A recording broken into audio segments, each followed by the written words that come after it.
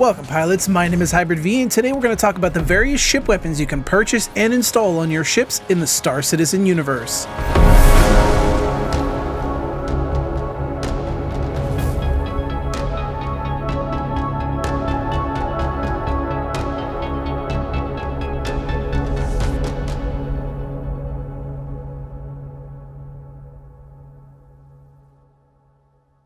Space is a dangerous place, whether dealing with hostile pirates or hostile players. At some point, we're going to need to learn how to pull the trigger on our flight sticks to defend ourselves. But before we can even discuss different ships and tactics, we'll instead need to first learn about the different weaponry we can load onto our ships.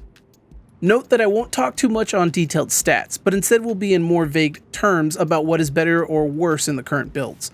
This is because the game is constantly changing, so chances are if you're watching this video months down the line, then a lot of what I'm talking about will more than likely have already changed. So just keep that in mind when you're watching. Please note that we won't be talking about missiles in this video due to the fact that missiles are getting a planned rework in 2021 with the new missile operator system coming in. Alright, let's lock and load, because we're going shopping.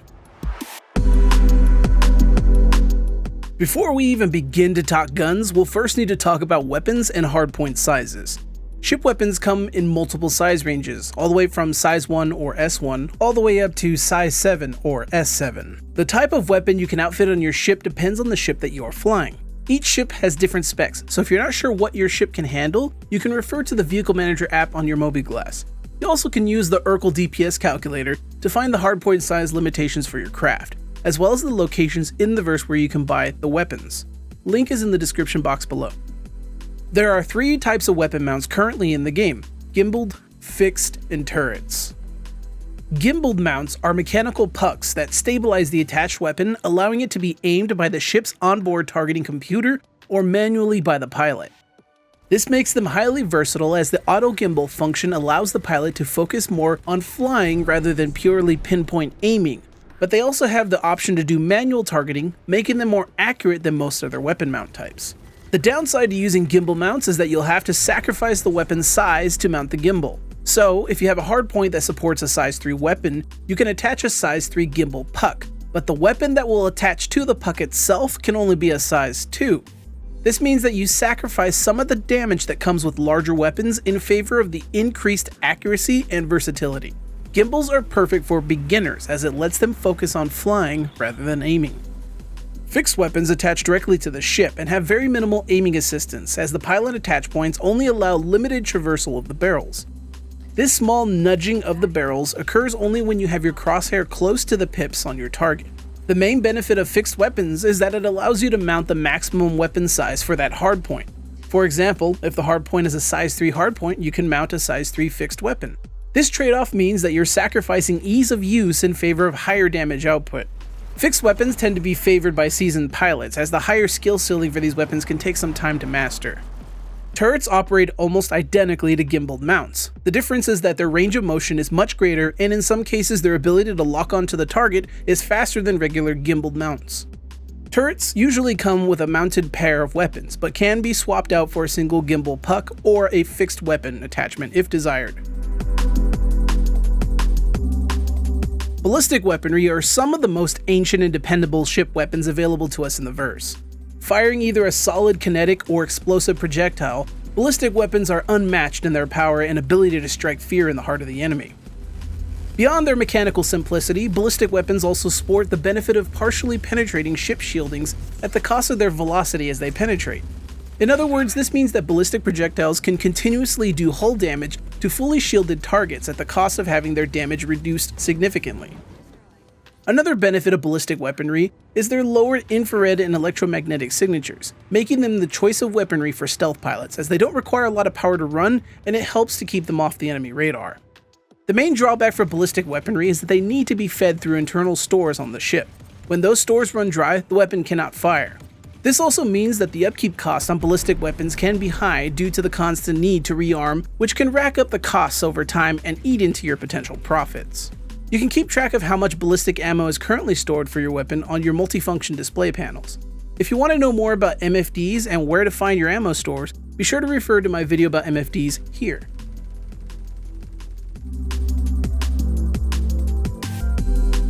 Ballistic weaponry come in 4 flavors: Gatlings, Repeaters, Cannons, and Scatterguns. Ballistic Gatlings are a subcategory of repeater that uses a high rate of fire chain gun method of dishing out the lead. This means that Gatlings are effective at target saturation, as well as not needing nearly as much accuracy as other weapon types due to its sheer high rate of fire. They usually have a high ammo capacity, allowing them to remain active in long-term engagements than most other weapon types. This high capacity does come with a downside, the main being that the cartridges are much smaller, meaning the amount of kinetic energy per round is far less than any other ballistic weapon. Despite this lack of power, the rotary Gatlings can still penetrate shields due to the nature of high-velocity rounds. This shield penetration, coupled with high ammo capacity, makes Gatlings perfect for attrition warfare, as the longer the target is saturated by the rounds, the more likely it will be that your shots will start to damage components such as thrusters and weapons, essentially killing your opponent with mosquito bites. Just be prepared for the fight to last a good while. Bring along Gatlings if you plan to fight smaller ships at closer ranges, as the high rate of fire can make up for the loss of accuracy while you're trying to track faster ships. Mixing them up with energy weapons is also a good option, as the energy weapons can wear the shields down, while the Gatling does more damage to exposed components and internals. Note that ship armor directly counters ballistic Gatlings, as smaller sized rounds tend to fail to penetrate the hull. Armored ships like the Cutlass Blue and Mustang Delta tend to shrug off ballistic damage easier than standard civilian models. Ballistic Gatlings also respond very well to overclocking. Just remember that the overclocking will increase the rate of fire at the cost of more ammo usage, so use it wisely. One of the more popular models of Gatlings available on the market is the Gallinson Tactical Systems GT series, which includes the Size 1 GT210 Yellow Jacket, the Size 2 GT215 Scorpion, and the Size 3 GT220 Mantis. If you need something a bit bigger, the Apocalypse Arms Revenant is a Size 4 Gatling that makes quick work of lightly armored foes.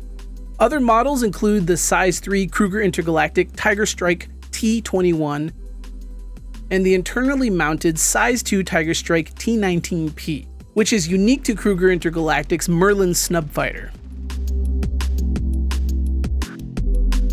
Ballistic Repeaters themselves have a medium rate of fire and do much higher damage than Ballistic Gatlings. This is mostly due to their larger caliber rounds being fired by Ballistic Repeaters. However, the larger caliber rounds tend to take up more internal space within the ship's stores, meaning that Ballistic Repeaters are not a good idea for long-term engagements, as you will find that your ammo stores will deplete rapidly over time. It's best to use Ballistic Repeaters for strike craft and other ships that engage in hit-and-run tactics at close to medium ranges. Otherwise, slugging it out with these weapons in a dogfight will run them dry very quickly. These repeaters also enjoy the benefits of ballistic weapons in that they penetrate shielding at the cost of velocity and damage. If these large caliber rounds find their mark, expect them to do some serious damage, especially against lightly armored craft. Ballistic Repeaters tend to respond well when overclocked, giving them a higher rate of fire than normal at the cost of increased heat buildup. Just remember that this also means you will burn through your ammo stores faster than normal, so be forewarned. A popular line of Ballistic Repeaters available today is the Bearing Applied Technologies SW16 line, featuring the Size 1 SW16BR1 Buzzsaw, the Size 2 SW16BR2 Sawbuck, and the Size 3 SW16BR3 Shredder. Bearing also makes the BVRS Ballistic Repeater exclusively for the Vanguard series nose guns. So if you're a Vanguard owner, it might be worth checking these out. Ballistic Cannons have a slow rate of fire, packing a large punch per hit. Cannons can quickly dismantle ships with ease, making them the choice of weaponry for pilots looking to hunt big game, as the damage output of cannons is excellent for use against large, multi-crew vessels. However, the main drawback of these weapons is that due to their projectile size, the rounds tend to exit the barrel at a much more slower pace, meaning that these weapons can be a poor choice to use against more nimble fighters which can easily dodge out of the way of the incoming rounds. Despite the slower rounds, these weapons can fire at longer ranges, making them more useful for going after large vessels, which can have little to no ability to dodge the incoming fire. Cannons tend to do a bit better against armor thanks to the larger caliber rounds impacting the target. So expect these shells to wreak havoc on the internals of ships you target with these weapons. Coupled with sub-targeting, ballistic cannons are a great way for dispatching vulnerable aspects of an enemy ship, like their engines. A subcategory of ballistic cannons are mass drivers. Mass drivers use railgun technology to magnetically propel projectiles at their target. This allows them to hurl shells at their target with an astonishing velocity compared to other cannons. The main drawback is the magnetic rail mechanism draws a lot more power, and as such, it spikes your electromagnetic signatures higher, making them a poor choice for stealth pilots. They also tend to sport a much smaller ammo count than other types of cannons, so they're best used on strike craft looking to do some damage and get out as quick as possible. Also, their higher velocity rounds do make them a little bit more viable towards fighters, but you'll still have to be careful due to the short amount of ammo on hand. Currently, cannons don't respond at all to overclocking due to their semi-auto nature, so it's recommended that you don't really waste your time with overclocking, especially if you want to keep your signature low. A common ballistic cannon model seen in the verse today is the Sword series by Knightbridge Arms, which includes the Size 1 9 series longsword, the Size 2 10 series greatsword, and the Size 3 11 series broadsword. The Sword series generally does less damage than other cannons due to firing smaller size rounds, but this trade-off comes with the benefit of having a high ammo count, perfect for long-term engagements. Gallinson Tactical Systems also makes their own ballistic cannons with their Tarantula GT870 line. This includes their Size 1 Mark I, the Size 2 Mark II, and the Size 3 Mark III. The Tarantula line does higher than average damage over other cannons thanks to its payload, but at the cost of lower ammo storage capacity. The manufacturer Klausenwerner have their popular Sledge series of mass drivers. This series includes the Size 1 Sledge 1, the Size 2 Sledge 2, and the Size 3 Sledge 3. K&W are also responsible for making the Destroyer, the iconic Size 10 mass driver typically mounted on the bow of every Idris-class frigate in the UEE Navy. Apocalypse Arms manufactures the Size 2 Strife mass drivers. The Strife does more damage than its competitor, the Sledge 2, thanks to its higher muzzle velocity, and its rounds also tend to have a longer flight time, giving it a longer range over the Klausenwerner model. However, its ammo capacity is much less than the Sledge 2, as well as it's only being available in a Size 2 currently. Bearing Applied Technology makes the formidable C788 Combine Cannon, which is a Size 4 that has a slow fire rate and projectile speed, but more than makes up for it with its explosive payload that can damage nearby components and personnel, making it effective at both ship-to-ship and air-to-ground engagements. Bearing also makes the CVSA Ballistic Cannons that can be outfitted exclusively on the nose guns of the Aegis Vanguard series. An interesting manufacturer to note is Asperia. They're one of the human manufacturers known for making painstaking replicas of alien ships and weaponry. They have their own line of replica Tavaran ballistic cannons known as the Deadbolt series, which ranges from Size 1 all the way up to Size 6. These cannons tend to carry a lot of rounds and pack a harder punch than its contemporaries. Their main drawback is they tend to overheat rapidly. Ballistic Scatterguns are unique weapons that fire their payload in a spread pattern like a shotgun. This means that its strengths and drawbacks are also of that of a shotgun. For one, the spread makes getting hit by a full send very deadly, as each pellet can damage multiple thrusters and components in one go. This makes them both useful against large, slow-moving ships and even fast, nimble fighters, as the accuracy there is not as important. Due to the sheer damage these things can do, some scattergun pilots are famous for ending fights just as quickly as they got started. Their biggest drawback is the spread requires the pilot to get very close to the target, otherwise most of the pellets may miss, causing the damage to be significantly lessened and making them all but useless at medium to far ranges. Use these weapons cautiously when dogfighting, as you may need to keep your afterburner on to continue closing the distance, which can put stress on your engines and lead to burnouts. Trust me when I say these things are very difficult to use, and I would not recommend them for rookie pilots. Due to their semi-auto nature, much like cannons, scatterguns do not benefit at all from overclocking currently. Apocalypse Arms manufactures the Size 1 Havoc, the Size 2 Hellion, and the Size 3 Predator. These scatterguns have an extremely high damage output at the cost of very small ammo stores, making them effective as hit-and-run weapon types. Laser weaponry are complex weapons that fire superheated energy projectiles at the target. These projectiles are capable of melting even the toughest of hull armor, making them nearly unmatched in pure damage output. The downsides of these projectiles is that they tend to get caught in shielding, meaning that shields will have to come down first before they can start doing serious damage to the hull. This downside is a bit of a double-edged sword, however, in that it makes laser weaponry very effective at draining target shields compared to ballistic weapons. Pair up your lasers with ballistics and you have a very deadly combo that is capable of ripping through shields and melting armor. The main upside to laser weaponry is that ammo is no longer a concern as their power is drawn directly from the ship's power plant.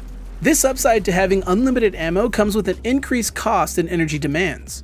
This energy draw can sometimes cause weaker power plants to struggle to feed energy to the weapons while at the same time trying to continue to power other systems. Generally, it's recommended that if pilots plan on going on a full laser loadout, that they do ensure that their power plant can meet the demand required by the weapons. If you're a stealth pilot, it is recommended that you avoid using laser weaponry, as their power draw can cause an increase in overall electromagnetic signatures, making it easier for your opponents to see you on radar at longer ranges. Laser weaponry come in three types: repeaters, cannons, and scatterguns. Laser repeaters have a medium to fast fire rate with a decent high velocity round. This, coupled with a lack of need for ammo stores, make them perfect weapons for long-term engagements. Since repeaters have a higher volume of fire, they tend to do very well against small, shielded targets, as the sheer volume of fire can rapidly collapse shield faces in a single pass. However, larger sized shields will easily be able to shrug off damage from smaller sized laser repeaters. This makes them a poor choice for smaller fighters to use against larger vessels, as the damage will easily be mitigated by the higher shield health pool of the larger ship. Laser repeaters also tend to respond very well to overclocking, as this will give them a big boost in recharge time, allowing them to fire faster while overheating much more quickly. Try overclocking your repeaters while maintaining controlled burst, and watch your opponent's shields and hull begin to melt under your unrelenting fire. Klaus and Werner are well known for their CF series of laser repeaters, with their Size 1 CF-117 Bulldog, their Size 2 CF-227 Badger, their Size 3 CF-337 Panther, the Size 4 CF-447 Rhino, Size 5 CF-557 Galdrian, and the Size 6 CF-667 Mammoth. Their competitor, Hurston Dynamics, makes the Attrition line of laser repeaters with the Attrition 1 through 6 and their sizes respectively. Hurston Dynamics' Attrition series boasts a unique feature that harnesses thermal energy buildup from the weapon and turns it into raw damage output, meaning that the hotter the weapon gets, the more damage it does. And as such, I highly recommend you do overclock these weapons, because overclocking increases rate of fire and thus also makes the weapon overheat faster. The hotter the weapon gets, the more damage, making this weapon an excellent DPS output monster when overclocked. Bearing makes the GVSR laser repeater variant for the nose gun exclusively on the Vanguard series. There are two additional subcategories of laser repeaters. These are distortion repeaters and neutron repeaters.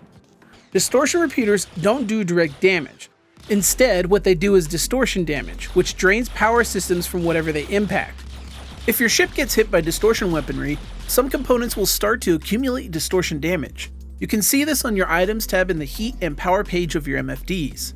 This will show up as a meter that builds up as it takes more damage. Once the meter is full, the component will shut down.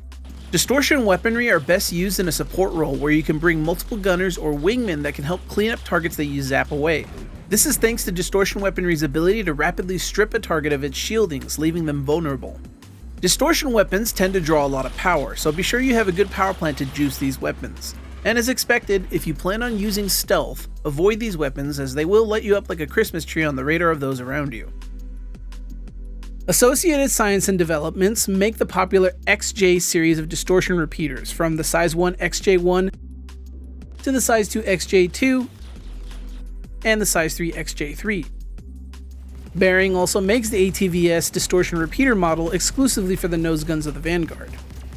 Neutron repeaters fire neutron projectiles at the target. These projectiles tend to do higher damage than standard lasers, however this increased damage comes at the cost of a much slower fire rate and a higher EM signature.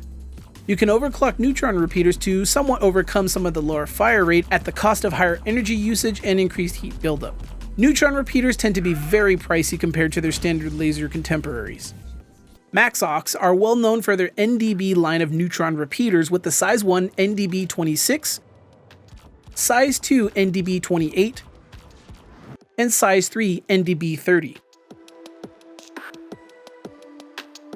Laser cannons focus more energy per individual shot, causing far more damage at the cost of higher power requirements and a much slower rate of fire, as the weapon needs to cool down between shots. Just like every other laser weapon, laser cannons still have their damage blocked by shielded targets. However, due to their sheer damage output, it's possible that a few well-placed cannon shots can collapse a shield facing rather quickly. Once a shield facing is down, laser cannons can rapidly melt through thick armor and hull plating, quickly ending a fight.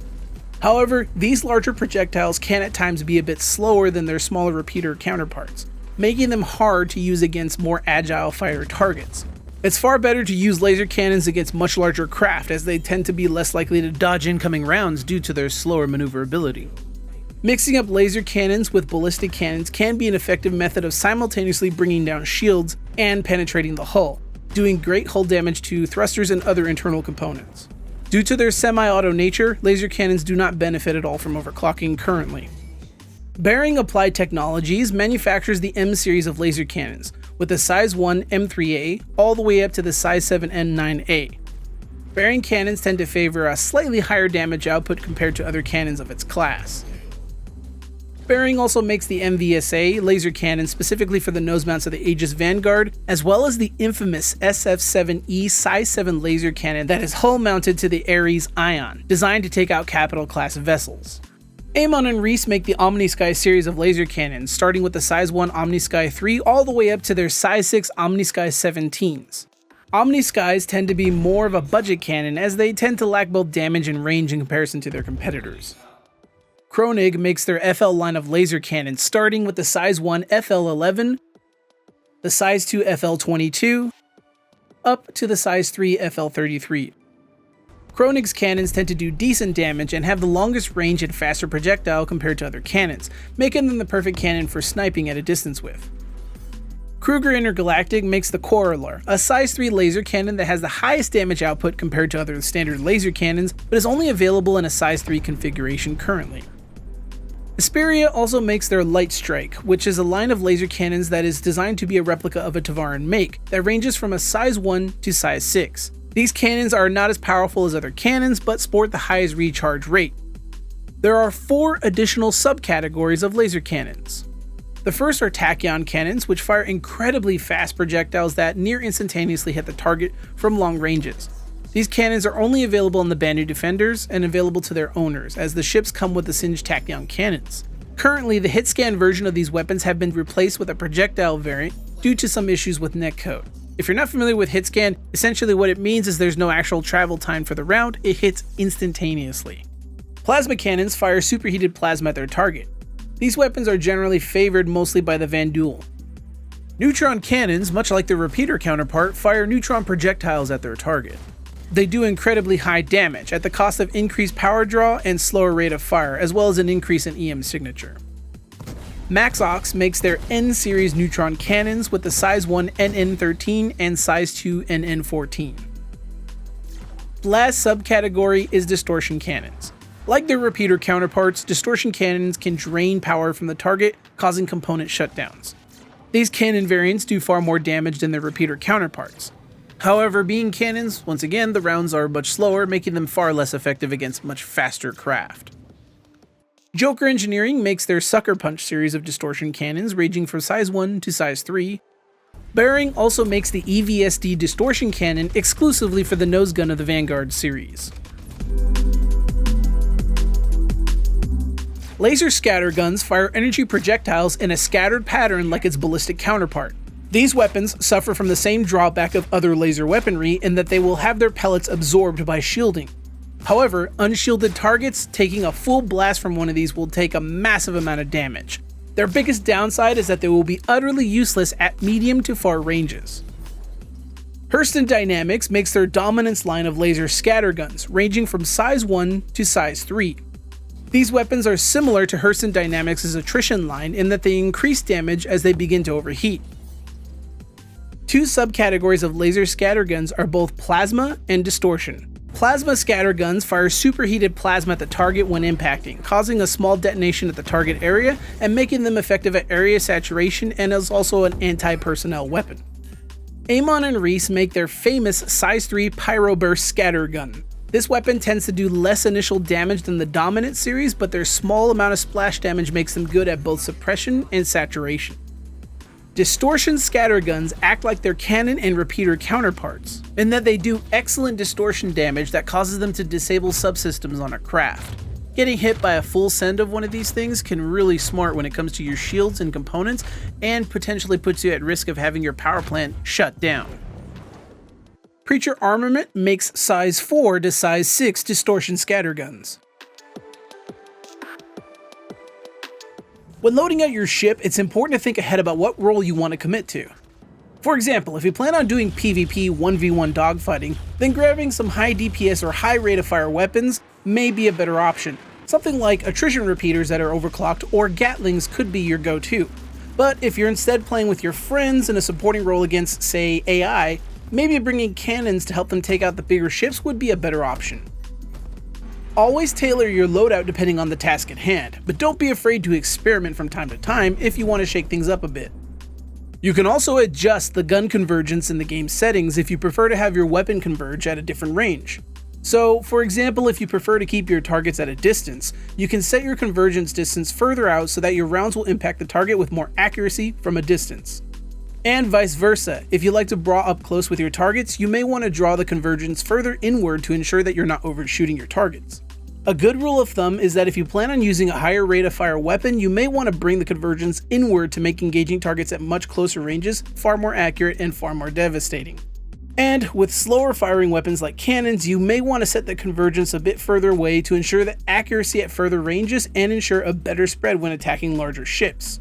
If you plan on attacking ground targets, it may be beneficial to set your convergence to the maximum setting of 50,000 meters to increase the spread and saturation of the target area. Experiment with gun convergence. Some pilots like myself prefer a convergence of around 500 to 1,000 meters as I like fighting at close ranges. Others may prefer the default 1500 and many more may want something much further away. Again, it comes down to practice, preference, and loadout type. So be sure to try out different settings and see what you like best. Note that currently gun convergence always resets to the default 1500 meter range every time you log in and out of the game. So be sure to set the settings prior before taking off. They don't save each time. Alright folks, that's it for me today regarding ship weapons, and also I'm using a new microphone while recording this outro, so hopefully it's not too jarring. This guide took me a bit longer than I would have liked to have made it, but I am actually happy with how it turned out. Hopefully you found it informative and it helps you plan your loadout in the future. As mentioned earlier in the video, in the description box below is a link to the Urkel DPS calculator, which has everything you'll need to plan out your ship's loadout, as well as the locations to buy the weapons and how much cash you will need to snag them.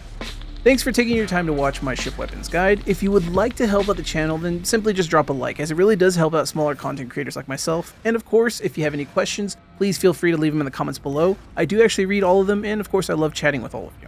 Alright, that's it for me. Thanks for watching, fly safe, and I'll see you all in the black.